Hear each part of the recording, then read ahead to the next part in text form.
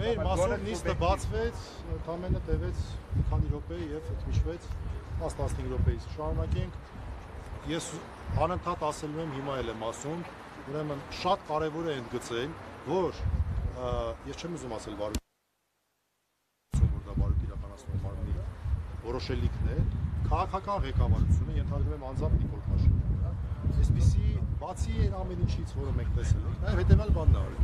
Մեզ արգելել են որևէ տեղեկություն հայտնել, բայց իրենք ինչ ուզում հայտնում են։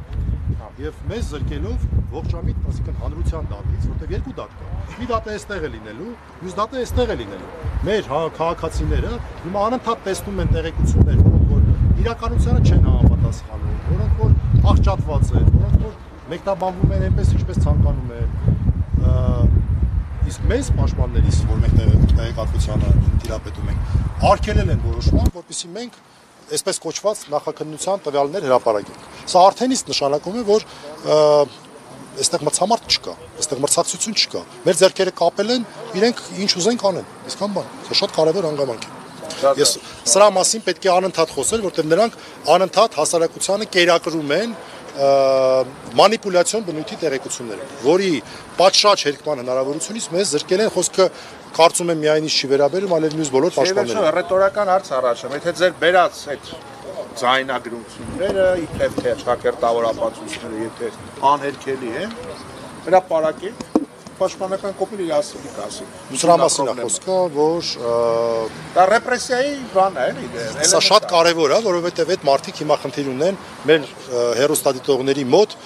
ձեռք բերելու կամ հաստատելու են մոտեցումը, որ այո, այստեղ իրենց ասած ահաբեկչություն է, հատկապես ահաբեկչության վրա են ֆիքսվում։ Մի բան, որը որ բացարձակ ոչ մի կապ չունի իրենց նկարագրած երևույթների հետ։ Ես շատ պարզ ասեմ, այն ամեն ինչը, ինչը որ ես տեսել եմ, իմ մոտ դեժավյու առաջացավ, հետո հիշեցի, որ 2018-ին նույն բաները անում էին, ինչ նույն բաներ, այն ինչ որ նկարագրած է այդտեղ, չգիտեմ ճշմարտությունը թե չէ, բայց այնպեսի տպավորություն է, որ իրենց